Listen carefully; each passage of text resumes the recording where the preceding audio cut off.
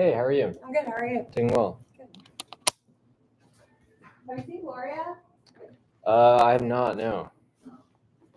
Is she here today? Not sure. Okay. Do you have any idea if you're gonna have food or something? Yeah, there will be food. It'll come at I cannot put this here then. Okay. So. You're gonna have a speech at 12? 12:15. Okay. I'll be I don't standing wanna be here in this the time. way. So I'll just move a bunch of chairs on this side. So everyone will be We're here. yeah. Okay. I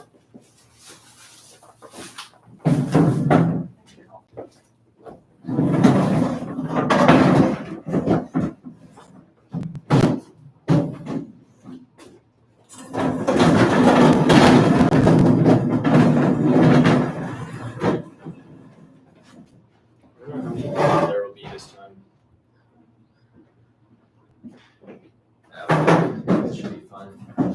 Probably enough chairs.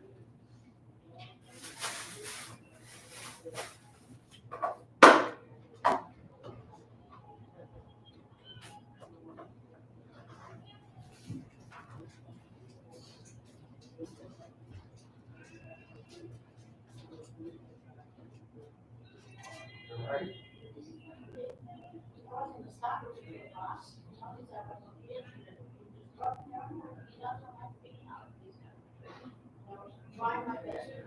It's happy.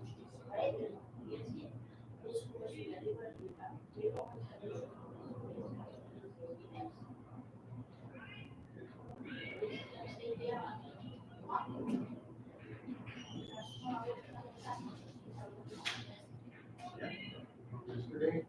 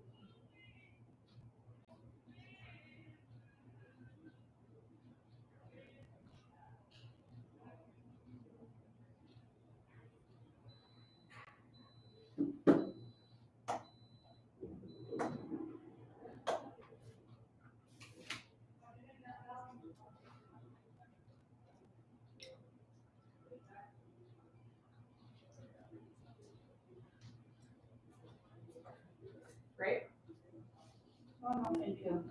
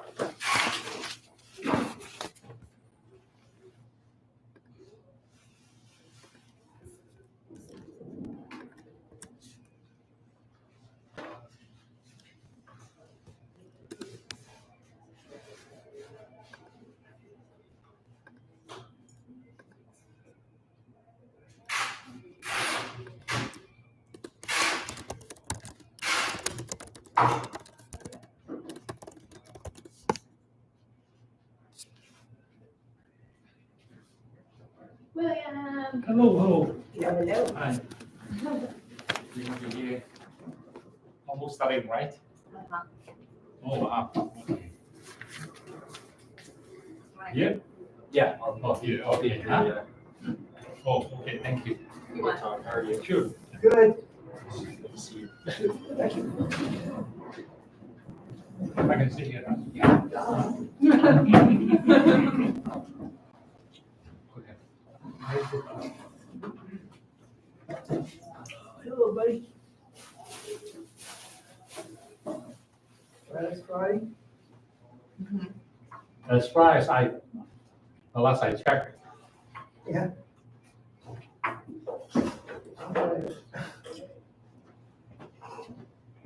mhm.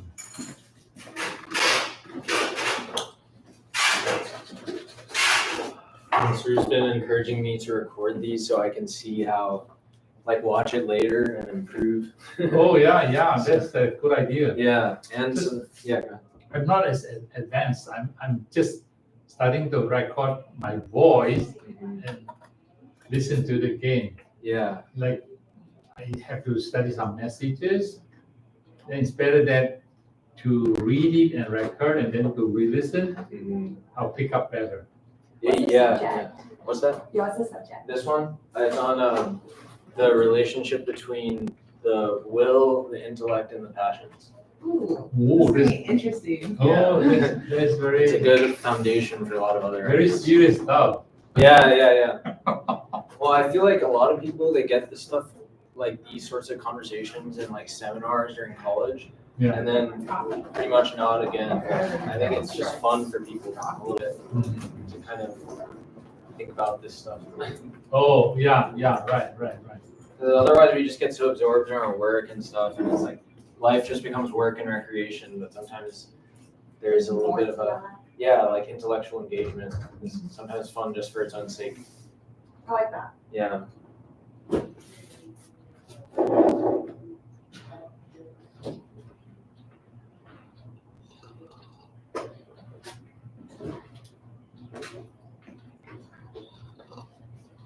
I don't know if people are gonna join. Hi, I don't think we've met before. I'm Gil. Amar, nice to meet you. You too? William, are you going to eat? Huh? You have food? We have food. So now is have our own lunch, right? No, we're bringing food. Oh, Yeah, okay. sorry. I should have told people, sorry. You're right, new, are you new? Biryani coming in like Oh, Brian. 30-ish minutes or so. Yeah. Oh, 30 minutes, okay, that's. Yeah. I don't know if it's the best biryani, but whatever. Okay, Sometimes Yeah. I don't know whether I'm gonna do one of these until the morning of. okay. So I saw it in that.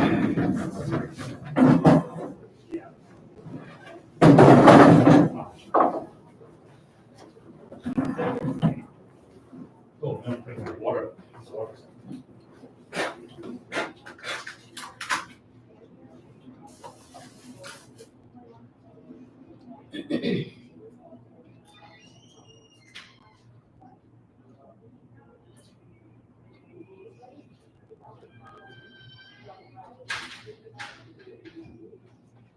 So you guys, My camera's open. see ya.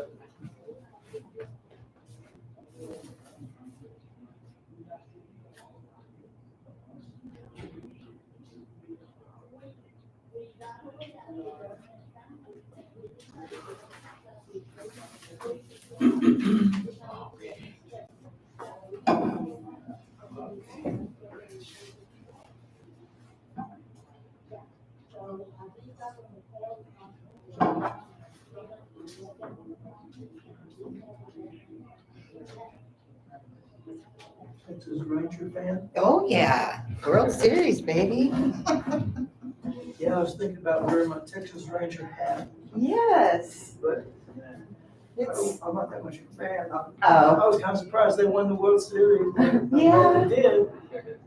what time? You want something big, right, for many. World Series. Yes, it's the first one. First one, World Series. Now Texas, or Dallas has all 4 championships covered now. What's the so I guess football, baseball, basketball, Hockey. Hockey. Yep. Oh, that was pretty recent, wasn't it? No. No, We've it's had been good a teams while. recently, but not Yeah, we've come close. We've gone to the playoffs. Hey, hello. How's it Is going? that now or is it? Um, 5 minutes. Nice shirt you got, Nancy. Oh, be careful about the tripod. Oh.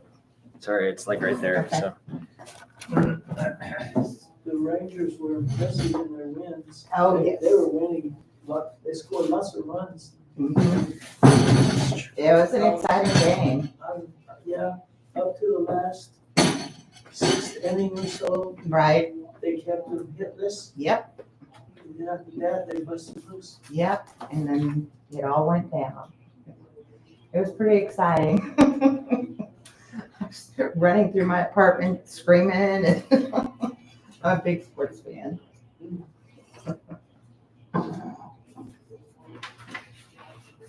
You're a Cowboy fan too?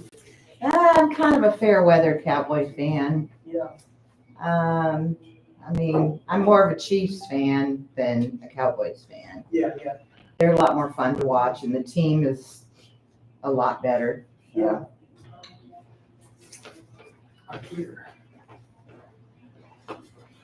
We should ding dong, Nancy. who? We should do this. Oh, I guess so. Yeah. Yeah, you will do Good this idea. and then I will do Luana's way better at it. Yeah, right. You got it. Hey, people. You have to use your more energy. You know. When- Yeah, You don't have energy now. I know. I don't. Oh, wow. Always been on Fridays. Yeah. I'm just gonna wait for Luana to come back. There we go. Hey. Coming back, Victor? I'm coming back. Okay.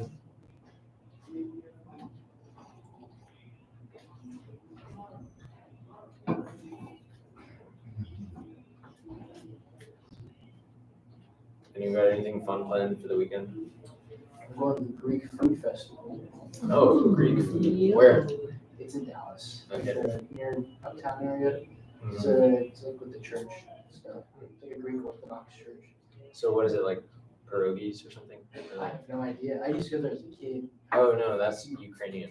Yeah. Yeah. Exactly. From yeah, it's like kebabs and stuff like that. Oh, that's cool. Anything with olives. Yeah. The Yeah. Greeks love the olives. Yeah. There's a lot of different things there. But Nice, nice.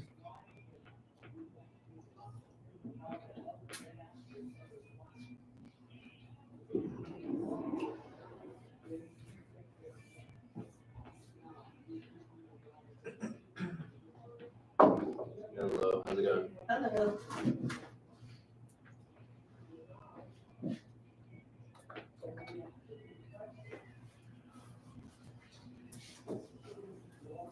I made sure to make sure that screen doesn't go to sleep so no one has to do oh it. yeah. Yeah. Last time I was just scrambling to get everything in order. But It's been a minute since you've done. yeah, it's been like 3 weeks. I think last time when I was supposed to, I was out of town. I was in Philly. Yeah. Oh, that's right. Yeah. I got you. But I guess I realized recently, like, I don't want to make it so, It's recording. yeah, you might want to, Like a schedule of it. I don't want it to be where, like, people don't think, like, don't think it's going to happen Yeah. anymore because I'm so inconsistent, you Yeah. know? So, basically, this week I was super prepared last night. Like, I didn't know what I was going to talk about or whatever. And I was like, should I do it this week or should I just do it another time? I'm like, if I don't do it this week, then people are going to be like, do these even happen anymore? Yeah. We saw a random message. We're like, oh, he's going to do a speech today. Yeah. I usually don't announce it until I'm sure I know what topic I'm going to do. So I have the escape hatch if I need it, you know? Yeah, I can't do You it. can always do the, oh, my car broke down. My car, yeah, exactly, yeah. Or I'll use it to get everyone lunch and then cancel. I'm like, oh yeah, we should order food. Yeah. Oh, I can't do the talk, sorry.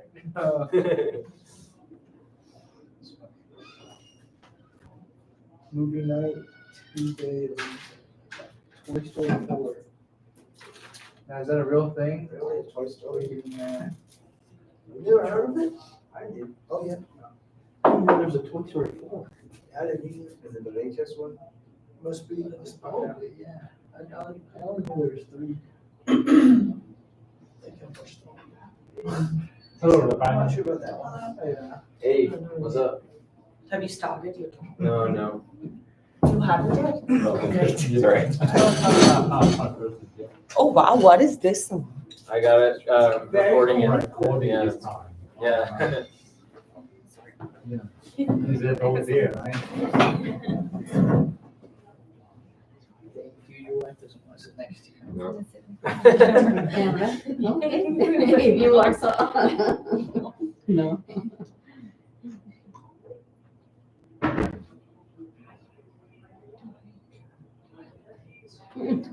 You're good. Maybe I should just start now. I don't know. Wait, is Shannon here still?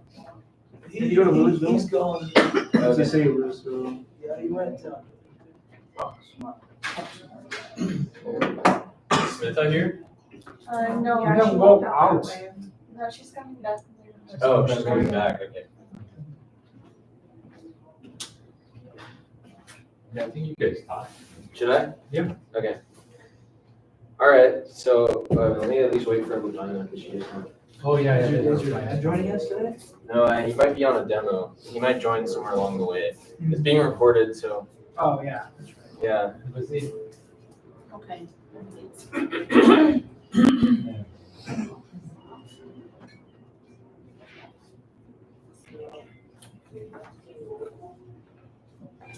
Hello. Hello. Did he want to leave? No, she's right there. Oh, I'm gonna come in here. He's out the other way, the other way. which way? He went that way.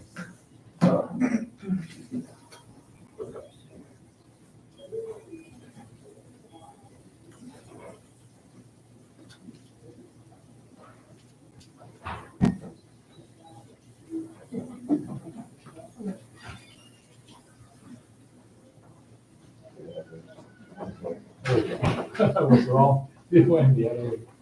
Okay. Oh, sorry. Oh, okay. She's right here now. Yeah. I'll go ahead and start then. Everyone's here.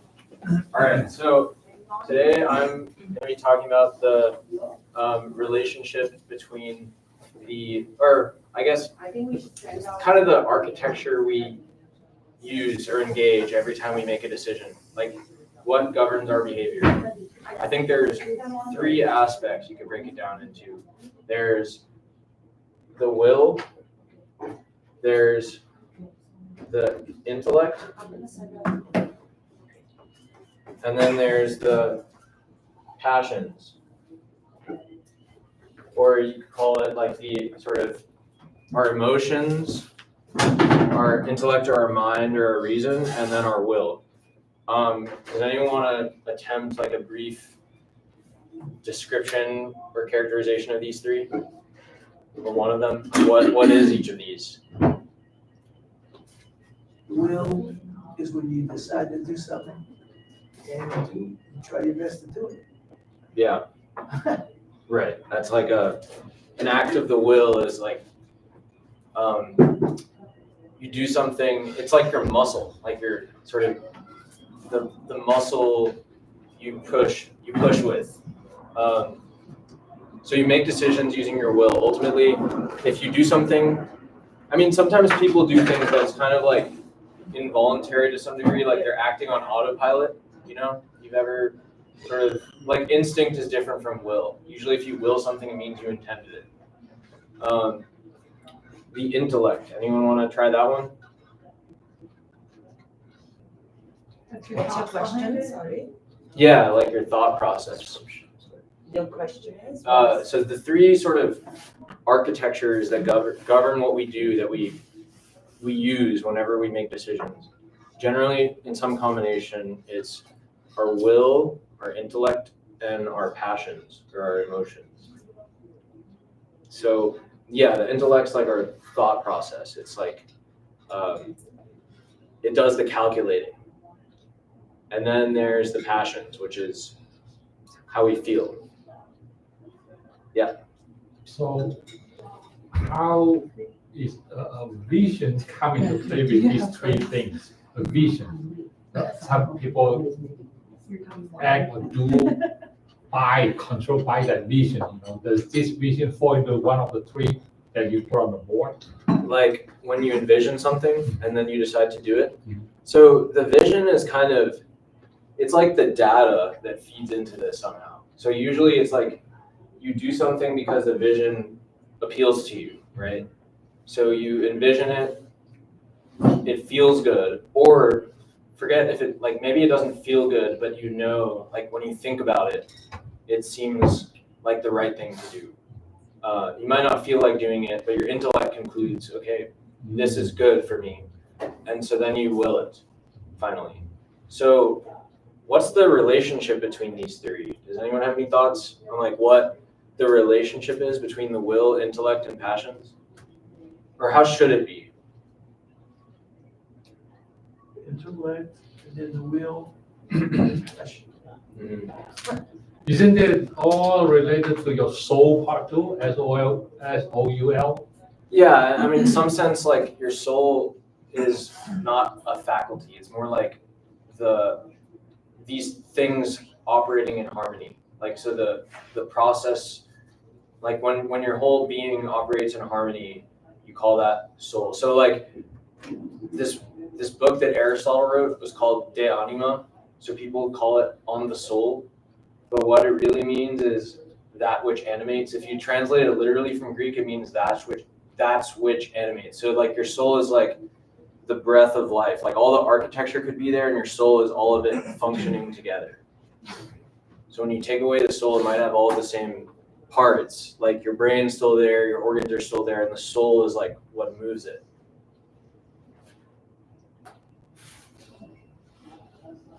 But yeah, so okay. So the will is like a muscle. It can be stronger or weaker. Some people, it's what allows you to power through, to like bring decisions to fulfillment, or like bring actions into being. So you might will something that you don't feel like doing, or you might will something that you know is bad for you but feels good. So your will is kind of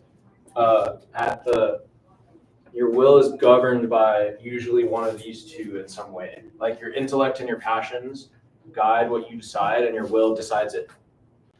So your intellect, your passions, to some degree, they might just be like a symptom. Like you don't necessarily always intend to feel something, like if something upsets you, you can't just be like, okay, just feel happy. Because if that were the case, we would all always just feel happy if we could just try to feel happy, like feel good.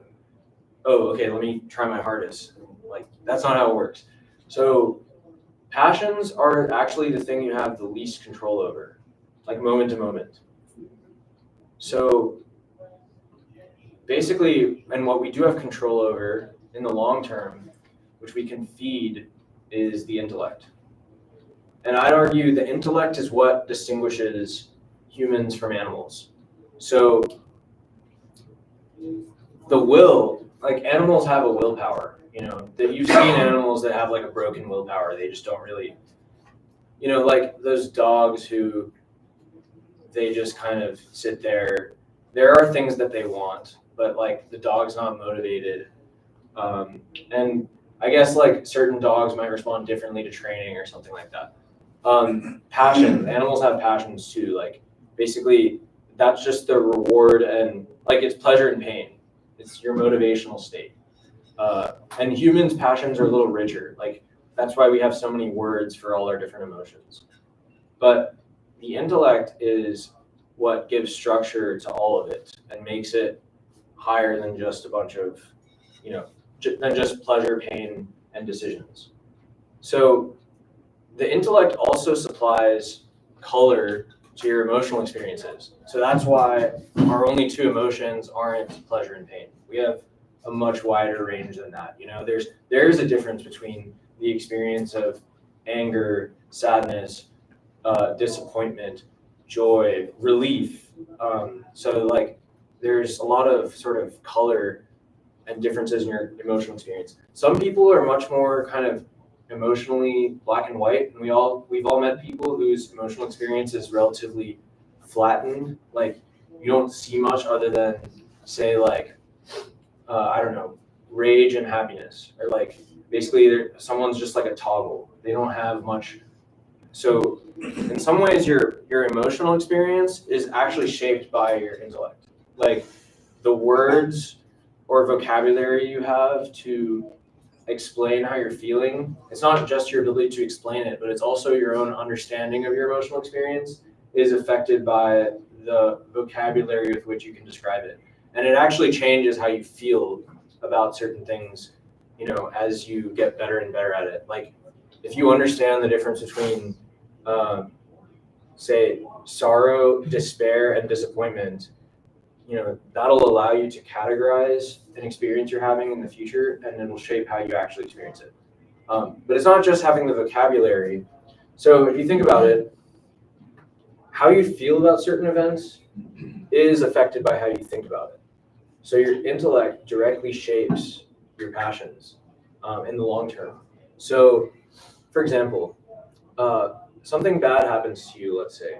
What will determine whether you are sad versus angry? Because both of those are negative emotional states. Your intellect. Yeah, but like what aspect of it? Like what judgment, what is it about that experience that would cause you to either feel sad versus angry? I think the idea of like injustice done to you makes you more angry because you feel like, you know, like you've been wrong. Yeah, And then once that emotion kind of settles down, you start feeling sad because now you've been wrong, right. right? So I think it's a fluctuation. And some people experience sadness first and then anger. Uh-huh. And then mostly I think those emotions kind of flow from each other Right, yeah. a little So bit. anger is directly related to injustice, exactly. So like if you see someone do an injustice to your friend, what you're likely to feel is anger. So again, like injustice is a judgment about a situation, right? You look at the situation and you decide this seems unjust. If you don't think it's unjust, you're probably not going to feel anger because the experience of anger is directly related to on some level it registered in your psyche that this is wrong. And my anger is actually what humans have developed to respond to that. It's our like motivational state. Like I need to correct an injustice. Actually, anger is supposed to sort of spring you into action in some way. That's why people who are angry are more excited than someone who's sad. Because sad is more of like a downer. Anger is actually an upper. It's like I have to do something about it. So emotions themselves are not bad. It's what you do with them. So, and they can be out of whack, you know, like your emotional architecture can be out of whack. There's some people who they get angry about things that they actually shouldn't be angry about. But on some level, that's a like intellectual dysfunction. It means that they're seeing injustice where there is no injustice, or their emotions out of proportion. So like the injustice is actually not that bad. It's like a minor injustice, but your reaction is, you know, I'm gonna kill them for this. Like that's out of proportion. So that's not a temperate emotion. But that doesn't mean the emotion's wrong. It just means it needs, like the emotion's there or it's not. And the reaction can be wrong or not.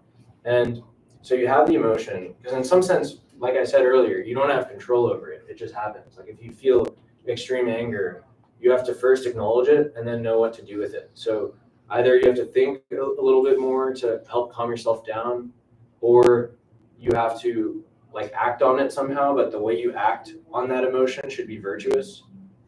But that's an exercise of the intellect. So I think it's more helpful to think about emotions as the context in which you can act virtuously. So the emotions are more like information and you use them.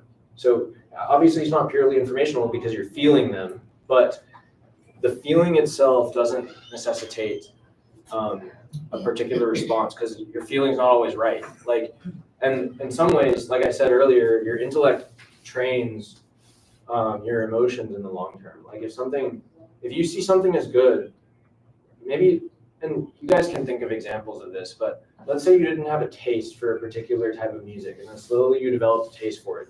Now you have an aesthetic appreciation for this type of music. Before, when you heard it, you didn't feel much joy, but now you notice the subtleties. Like, oh, there is something really beautiful about like sort of this musical pattern. Now, because you've developed an aesthetic appreciation for that, you experience joy as an effect of hearing that music. So I think in many ways your intellect shapes your positive and negative emotional experiences in the long term. So I think basically if someone's emotions need to be like refined or improved in particular ways, the area to target first that you have the most control over is forming your intellect, and then training yourself to act virtuously. So here's the importance of the will, though. So if you have disordered emotions, then and let's say, so actually your passions they're not subservient to your intellect because they're unrelated, right? Like you might know on some level something's good, but you feel anger. So, but it's really a question of which one is your will subject to. Do you do things that you feel like doing habitually, or do you consider, does this make sense, and then decide? Well, I think first before talking, obviously, you think first, yeah. Yeah. So your intellect is sort of more reliable in some ways. So the way I do is,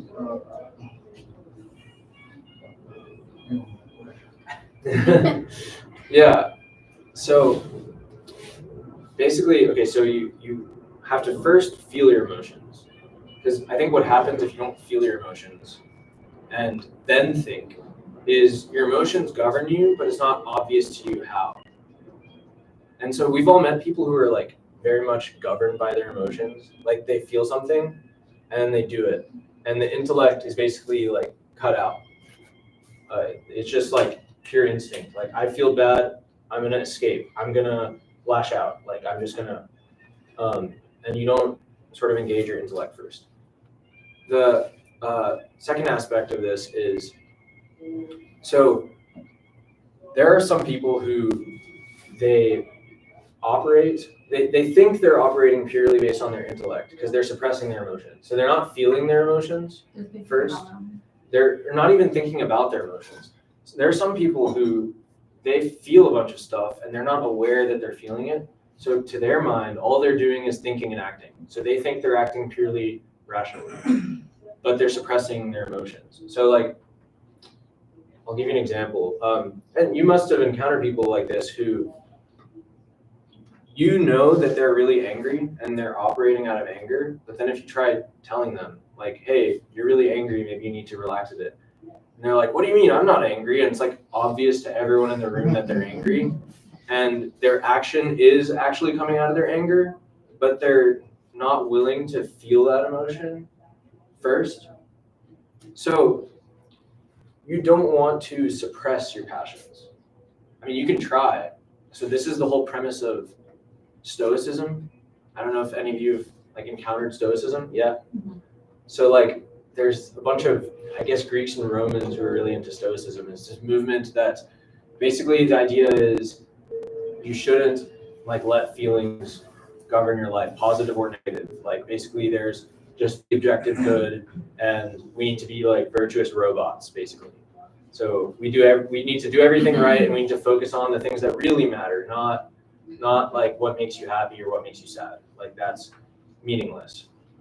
That's wrong though, because what happens there is you might as well just be replaced by a robot.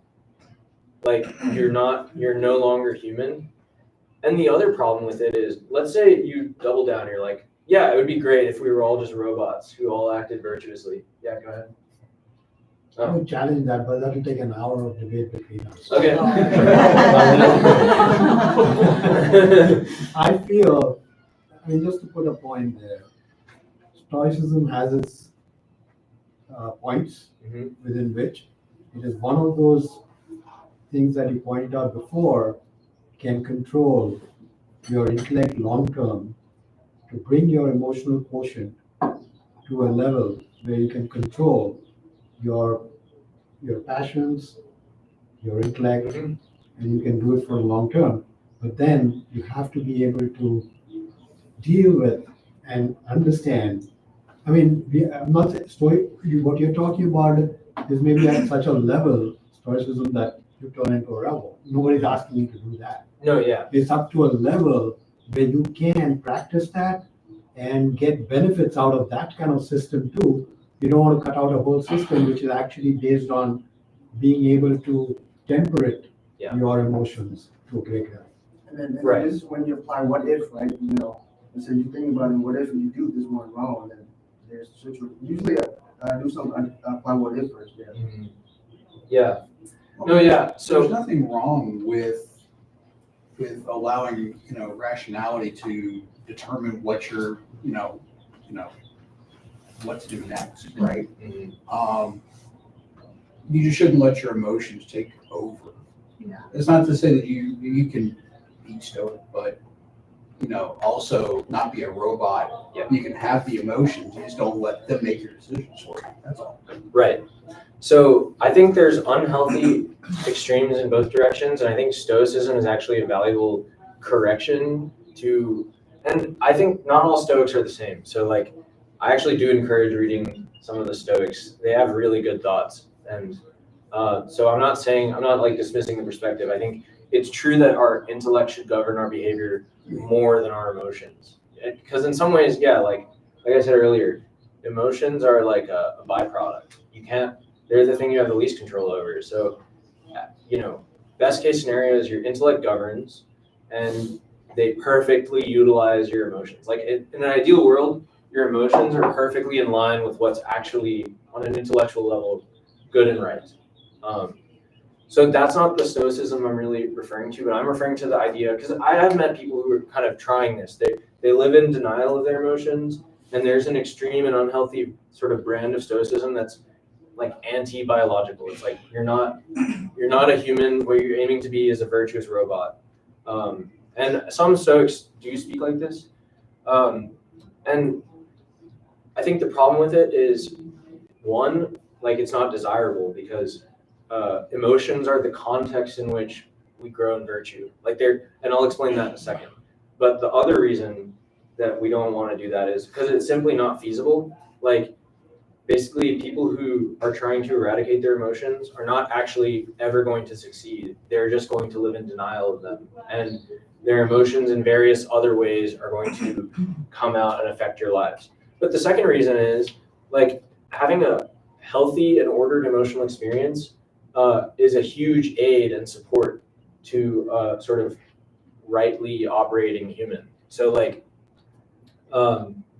if I experience joy in the presence of a friend, that's glue in that relationship. Like that's the source of bonding. Like if I enjoy another person's company. So hopefully I do have an emotional experience spending time with other people, right? And then on the flip side, if I see an injustice, I should feel angry. And I should use that anger appropriately, like in a righteous sort of way to remedy the situation. But if I don't have anger, I'm suppressing it, then like there's a reason we have these things.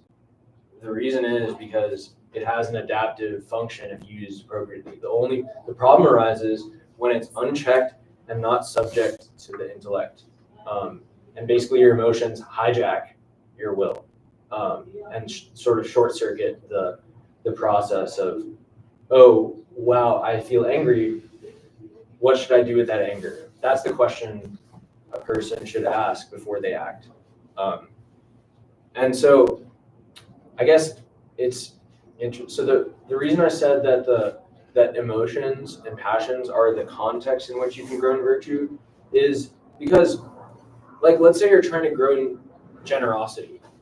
And so on some level, the concept of generosity itself requires that you're giving something that you like, like you're giving something to someone that you don't want to, but you give out of love. Like, so it implies an emotion in the other direction. Because if I simply don't care about anything that I have, is that generosity, or it's like I'm just giving stuff away? Like, that's not. So another example is if I want to act righteously, or I don't know, let's see the example I wrote.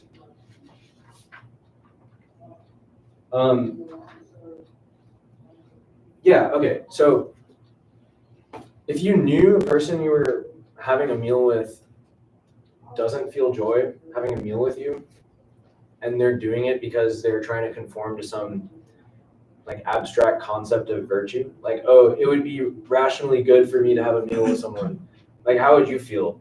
You know, like, Used. yeah, right, you're used, because basically every person then is just like means to this end of achieving this abstract ideal they're aiming at. So like the people don't really matter that much. So yeah, that's why we don't want to be robots. And I already explained why we don't want to be animals who are perfectly governed by the passions. But yeah, so I guess main point is there is a ordered way in which these things relate to each other. And if at any level you want to intervene or like sort of change the relationship between all those things, the best target, I think, is the intellect. It's like what you feed your mind, how you think about these things, and then challenging your will to sort of follow, like let your intellect lead and your will follow, and treat your will like a muscle that with exercise, as you sort of challenge yourself to do things that are uncomfortable, get stronger. And actually, like, the will is directly related to growth and virtue. It's like a bank account balance. Like your willpower, it's depletable. Like basically you have a certain finite amount of it.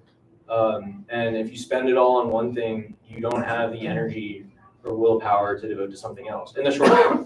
And it replenishes. Like, let's say I use all my willpower on, let's say I don't have a habit of working out, and then in the morning it requires a lot of willpower to get out of bed and work out, and I have like 20 other things I want to do, and I hate doing all of them. I'm not going to be able to do all of them. Like, I don't have an infinite amount of willpower to devote to all those things. So willpower is like, it's like a bank account balance that you can invest in different habits. So basically allocating our willpower intelligently, first of all, allows us to grow that balance, like just have more willpower in general. And we met people, like some people are really strong-willed, like if this person thinks that there's something good that ought to be done and they experience a lot of internal resistance, you're more confident that they'll do it anyway than someone else who's very weak-willed, who basically doesn't have that muscle or hasn't worked on it, like doing things that are uncomfortable to them because it's the right thing to do. So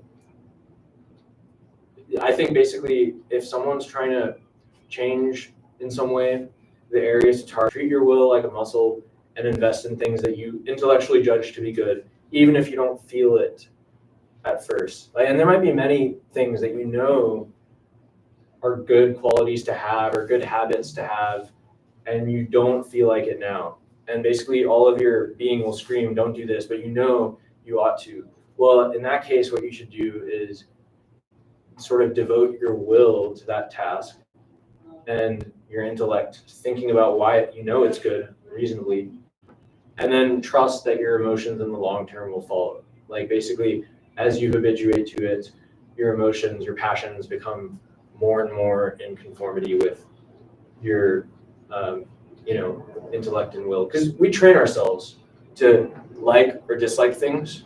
We also train ourselves to behave in certain ways. And basically, when you do something, your brain forms a certain pathway. And especially if you continually reward yourself for doing it, then gradually that will become second nature. Because our brain, every time we build a new habit, it's very biologically taxing to form a new pathway. So basically every time we like build a new habit, we're breaking a pre-existing pathway and forming a new one. And that takes a ton of biological resources. So our brain likes shortcuts. And so the best way to form a habit or trait or tendency is to just do it a bunch. Because even if you don't feel like doing it, it doesn't feel good, that doesn't mean you're not developing the habit. In the long term, your brain is not going to be okay with you using so much willpower to do that thing all the time. And if it knows, oh, this guy's going to keep doing this, eventually it'll form that pathway so that it doesn't have to be so taxing to you every time. And that's how you acquire habits and sort of rewire your emotional brain, even when it doesn't feel right. Like the fact that something doesn't feel right at first, like this feels bad, that's actually not a sign that you shouldn't do it. That's a sign that you've never done it before and your body and brain's not used to it and is like screaming at you like, this is so hard. But that doesn't mean that you shouldn't do it or that you'll never feel sort of comfortable. And obviously all of us want to feel comfortable in the things we do. And so sometimes what prevents people or discourages people from shaping themselves in ways that they know are good for them is that discomfort at first. And so people often interpret it as a signal like, is this really healthy for me? Should I really be doing this? If it's so uncomfortable, am I not, like you might feel like you're kind of like violating yourself by doing this thing that feels bad. Well, no, it's noise that ought to be ignored that will change later, but the intellect tells you reliably what's good or not for you. And I mean, some people, if you feed your intellect nonsense or stuff that isn't true, like you're gonna be misled. So, but I guess that's why like the truth really matters. So we get these questions right. But I'd say in some, and maybe this is the best way of thinking about it, given that you don't want to suppress your passions or your intellect, and your will is a huge resource. All these things are, if operating well, are in service of your well-being.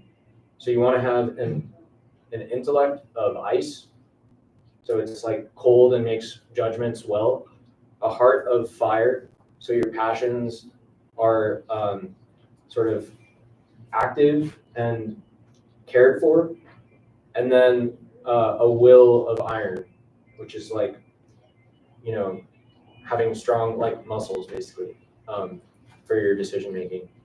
And yeah, so whenever you have an emotion that's contrary to what you want to be doing, feel it first, like tune in, and then use your intellect to like convince yourself of what you ought to do given that emotional experience you're having. But the emotions are just information. They're not decisive. They shouldn't be. So yeah. Cool. Any thoughts and I'll do a lot of stuff that builds on this, but I think like having this framework is a good primer or lens through which to view lots of other considerations. Yeah. I have questions. When you like decide things, is your mind also included in the process of deciding some things and works competition or something like that? Yeah, like mind, intellect, It's not- density, those are. It's not always the emotions, right? Because when you have to think is whether it's good or not for the mind first, and then you think, and then you take an action, Yeah. right? Yeah, so you might have like a feeling. Now, all you have to do is feel it, but that doesn't mean you circumvent thinking. Like the feeling it doesn't actually have anything to do with the decision at all. Like basically, let's say someone hurts me and I feel angry. And basically that anger, I then have to decide what to do with it. Like I have the freedom to decide, okay, the question is not like, how angry do I feel? Like, does this anger mean I should punch them, or like stab You're them. smaller than him, how are you gonna punch him? You gotta think first, right? You probably won't be punching him. You just gotta- Yeah, and maybe the appropriate response, the anger is a signal. The anger is a signal that there's an injustice. Now, basically, you have to register that. You're like, oh, I feel angry. Now, maybe it's the wrong, it's actually, like, maybe it's a false signal. Like, it's not actually an injustice. You have to Because decide maybe you that did first. something where No, you no, I deserve think to what punch a you are little. meaning is, you got to see the size of the other guy first. Yeah, before you. Oh, go yeah, on. The environment, and then you gotta apply, what if you do this thing, what's gonna happen? I don't know how people think, but that's how I think. Yeah, but also, But punching is not the only option. If I listen to small. No. there's You no way can, around it. you can get angry and you can then scheme against this person. That's- So is it more like react versus respond? Like sometimes what you, and this is something like Yeah, I yeah. try to react inculcate, versus respond, exactly. you know, where your reactions are very emotionally driven sometimes Mhm. because you're a human being, and this is fine too to have reactions to things, but Yeah, I think when you respond to something, you think about it a little bit more than letting it govern you. right. You kind of govern how you want to behave. hmm And I think both happen to people, you know. Yeah. It's about what you want to channelize a little bit more.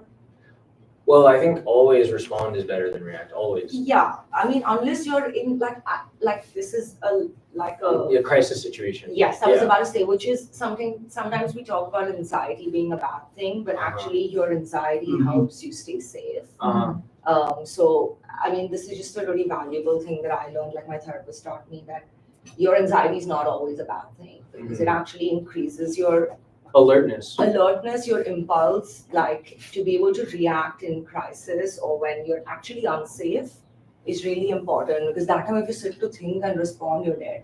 Yeah, exactly. You know, like there's no time. So there are times for instinct to kick in. Yeah. But there, I guess, just so I can more fully answer Victor's question, if, like your emotions are never decisive, it's just information. So like, if you feel angry, you could actually be wrong. Like maybe your emotions are trained to react to everything as an injustice, even if it's not an injustice. But the first step always, before you can conclude this isn't an injustice, is you have to feel the anger first, so that it doesn't govern you. Because if you skip straight to the, okay, what am I going to do about it? Your anger is still there. If any of you can think of times where you've tried to avoid an emotional experience, like you feel really angry about something and you're like, screw it, I'm gonna like think about something else. You still feel angry, right? In fact, you'll feel angry on some level until you've felt it, like tuned into it. Because basically, and this is how it works neurobiologically.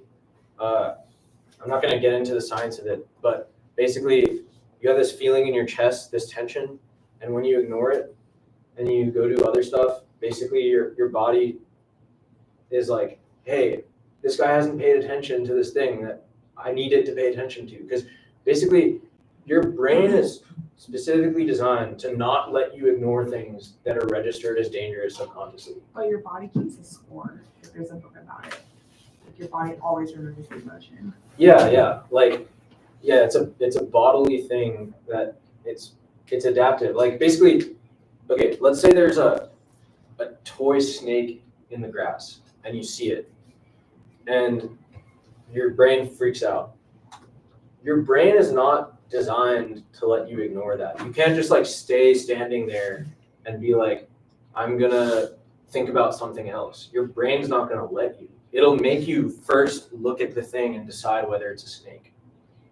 So similarly, if someone angers you or let's say something's stressing you out, your brain is designed to not let you ignore it. Now, it might not be something that's worth being stressed out about, but the first thing you have to do is pay attention.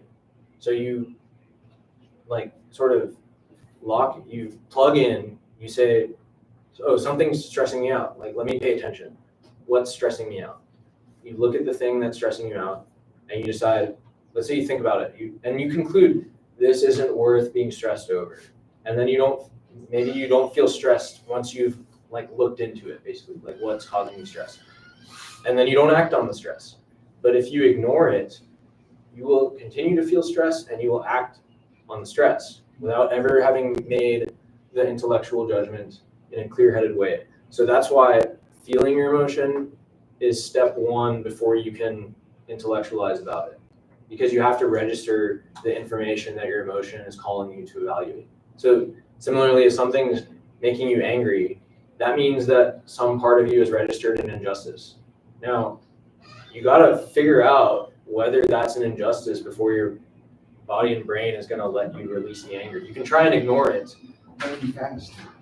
Yeah, and these things can move quick. Like, in fact, you would rather tune into the emotion first and then decide whether it's actually injustice, then you're basically just prolonging the anger you're feeling until you've gone and done that step. And other people, they develop so many levels of cope to avoid feeling the anger. Like, basically, if you have a negative emotion, you've heard of people who, like, you know, stress eat, or they go, like, they instinctively call someone else, and basically they just, like, feelings dump on other people constantly. They don't want to deal with it themselves. So they just have all these instinctual ways of coping where you're like, I feel this, so I'm just going to go do that because that's what I always do, instead of, like, feeling it and thinking about it. And so, like, there are all these, you know, when you solve a complex math problem, what do? Like, you do it on paper, right? Our emotional experiences and our life is not so simple that we can afford to just be like, oh yeah, like, I shouldn't feel angry, let me just let it go. Like, life is very complicated, and whether something's unjust or not in the domain of, like, human interaction is a complicated question. So if something feels unjust, the minimum we owe to ourselves is to be able to tune in and work it out. Like, there's nothing threatening about that unless you treat it as threatening.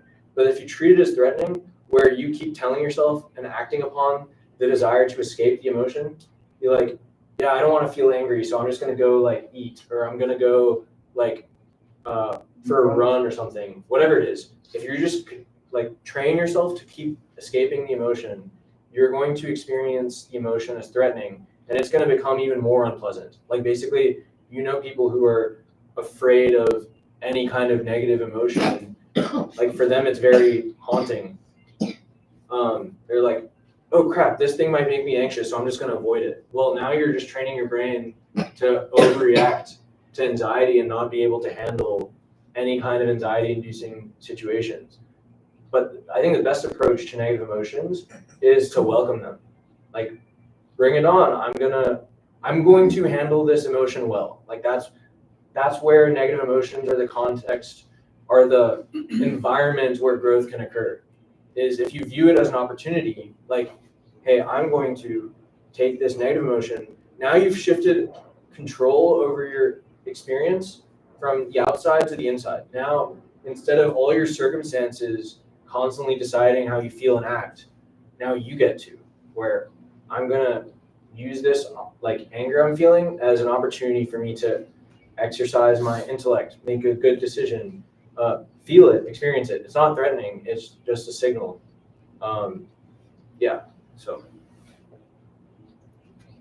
So I was looking at your, I'm sorry, go ahead. No, you don't, no, you don't. I was saying, that's how I deal with the Dave Finder. I'm not going to take that. She just called Dave Finder a toy snake. That's unfair comment, toy. The real snake. Okay, You might be on this I'll call. be watching this video.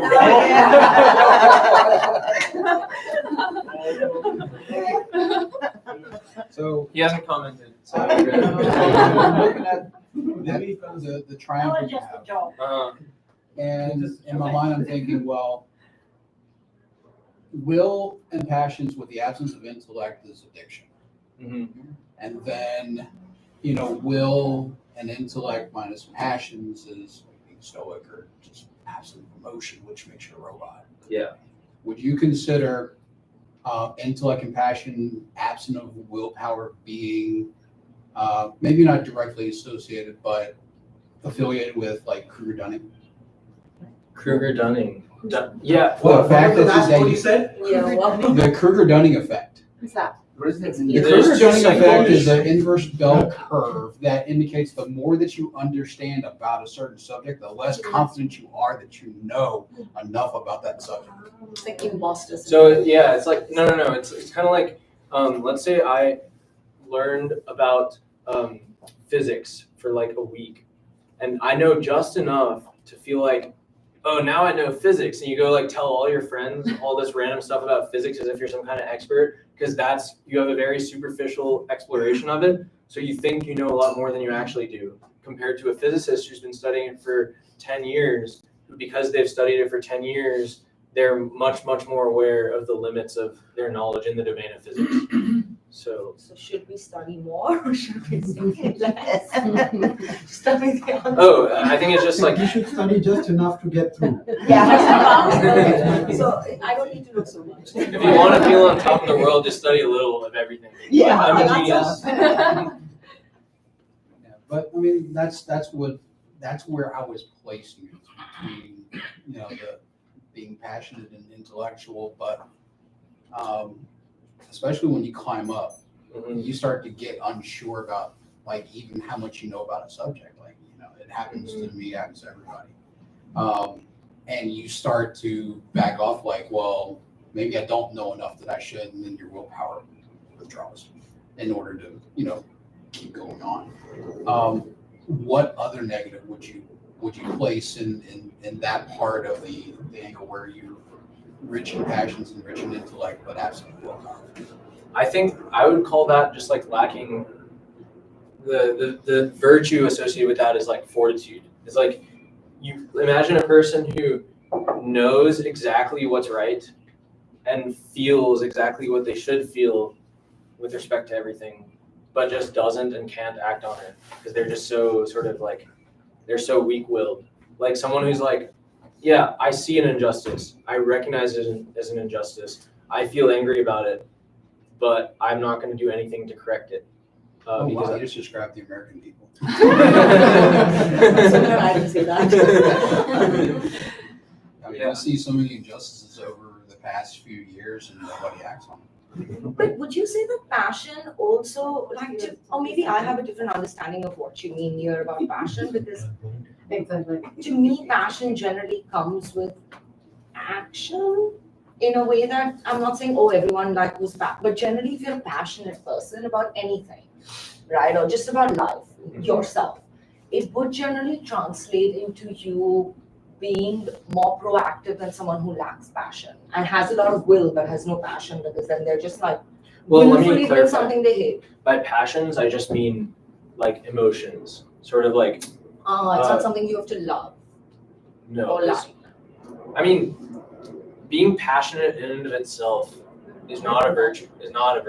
Like the idea of just being like, just looks money.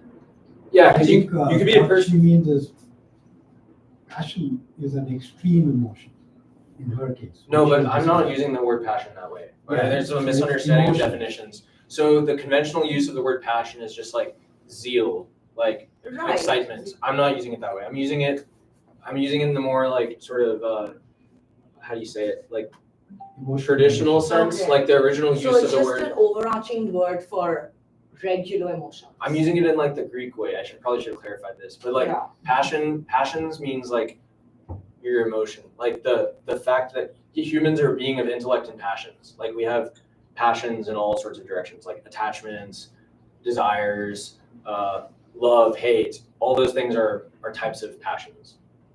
That's how I'm using it. Yeah, I can comment here. The last 3 minutes seems like you brought out some crystals, that's valuable stuff regarding somebody just do not want to face the problem or the negative stuff that come to them. And you say there's some inner stuff or energy that within you to face it and then cause you to grow. Can you elaborate a bit more about the last 3 minutes? I think we're very, very, Yeah. to me, it's very, very, very good. So emotions are real. Like sometimes people will make you feel, because you can't see them, they're not like, this marker, like it's not something you can touch and feel, but they're real experiences and biological activity that's going on in your brain. And there's signals. And so basically for someone to be like, I'm gonna ignore my emotions because they're too difficult to deal with, or they're not helpful to me or something like that. I mean, in some level, like you experience your emotions. Everyone experiences them. You can be in denial of them, but they're there. They're like, there are times, and all of you know this, like if you're happy, it affects your whole experience. Like we're subjects. Human beings are subjects. We have subjectivity. Like there's an inside experience of the world. And you all know when other people don't recognize your emotions, right? Like someone, you're trying to explain how you're feeling to someone, or you're having a certain experience and you're trying to share it with someone, and they're not recognizing what's taking place within you.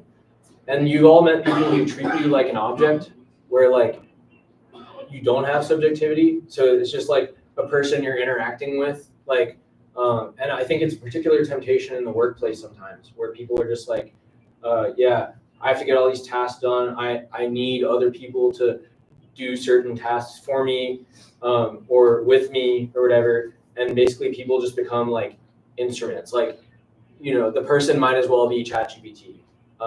You're just like, everyone just, so I guess to get back to the question, you have to acknowledge your subjectivity. Like the one person who shouldn't ignore your own feelings is you. Like you can't, other people ignore your feelings all the time because they're not experiencing them, but you're actually experiencing them.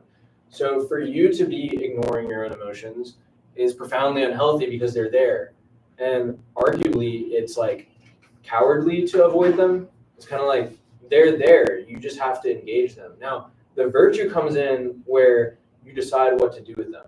So like, it's not having the emotion that makes you virtuous or not, because there are certain people who imagine a person who constantly feels angry but never acts on it because their intellect and will is so strong that what's likely to happen to that person is that anger is going to go away because they're not acting on it. So the more we act on our emotions, the stronger those emotions become because we're feeding it. It's kind of like it's like an addiction. Like if you have a certain craving and you keep giving into the craving, what's going to happen? The craving will get stronger because you're habituating yourself to the stimuli. So if you keep feeling angry and you keep acting on that anger, you're basically communicating to your brain, like, this anger is correct. You've judged correctly that this is an injustice. You should feel angry. You should act on it. Now, people who give themselves to their emotions, it gets worse over time. Like, basically, if you're greedy and you keep chasing money, you're not correcting your greed, you're indulging it. So when people, and I think a good example of this actually is venting. Venting's a really relevant behavior. People have this perception, and I think it's wrong, that if you vent, basically what you're doing is you're just like complaining, or it's not that complaints are always bad, but more like if you're angry about someone and you trash talk about them, what are you actually doing? You're on a behavioral level, what you're doing is you're telling yourself your anger is correct. You're indulging it. It's like a craving. And the quick fix, which makes you feel immediate relief, is to indulge it. You just feel everything you feel like feeling. Well, what you're doing is you're actually making that emotion stronger. And there's studies on this. There was a study with a cohort of like 600-ish college students, and 1/3 of them were placed into this group where they're angry at their professor, and they are told to punch a punching bag and like basically treat this as your emotional release, like where you can release all your anger into the punching bag. And then the second group is told, yeah, punch this punching bag, but focus on like the exercise aspect of it, like it's good for your health or something. The third group is told to do nothing. So the group that actually felt the best after was the group that did nothing, because they didn't act out their anger. So they didn't strengthen it. The group that punched the punching bag to take out their frustration on the professor, it's a myth that gets released. It gets strengthened. That group was angrier because now you're giving an outlet to your anger, and you're saying, yeah, like you're right. Basically, that's what you're telling yourself. And it's not a question of right and wrong. Like, your anger might be justified, but the real work is not giving yourself to the anger. It's receiving the anger as a signal and then deciding what to do with it. That's what the real confrontation is. But to just indulge it blindly, because that's what venting is. It's blindly indulging the emotion instead of doing the more challenging thing, which is to feel it and then decide what's the best way to act. But the emotion itself isn't the thing that needs you don't need to give a voice to the emotion. You need to feel the emotion within, and then the voice that you have is the output action. So that's where the real like strength, resilience, challenge come in, and where you can develop virtue is responding like in the best possible way according to your ideals, given the emotions you're experiencing. It's the battleground where virtue and character are formed and ideals are practiced. You have the emotion, you experience it, you decide what to do with it, and you shape your next action according to the ideals you're trying to grow in. And the emotions are just information. If you could able to do all that, would you call it a good manipulator? You like how you manipulate? So like you can manipulate the feeling, right? You could. So let's say if I give him something, it doesn't have to be like he gives me something right now. It's like just know that like I gave him something. So like in the end, like let's say 10 days later, I asked him something. I'd be like, oh, this guy. So like it doesn't have to be a. I'm sorry. Go ahead. Well, I think you should give voice to your emotions insofar as they're correct. What I'm advocating is not sort of like denying yourself your emotional experience, or I'm not saying like don't feel like if you feel angry, suppress it. Like think about it and then suppress it. It's more like there's a step that has to come in between. So you feel the anger, you decide what's the best way of acting on it. And maybe the best way of acting on it is to display the anger in some sense. Because think about it, if you don't ever display anger to other people, anger is like the purpose of it is to communicate and to set right. So if someone is constantly harming you and you never get angry, you're just letting them harm you. That's not virtuous or loving either. But what I'm talking about is the interim step where it's not about venting. It's not about relinquishing or releasing your emotion or handing yourself over to your emotion. It's ingesting the emotion, feeling it, and then using it as an input to then decide, okay, what's the ideal I can live by next? It's not self-sacrificing because that's not loving. So the question is, what are the right ideals? And if you are guided by the right ideals, and justice is one of them, like you should be fair. Take the job over here. What's that? You take the emotion and then you decide what to do with it. Yeah. So. Yeah. You're gonna eat now. Yeah. Sounds good.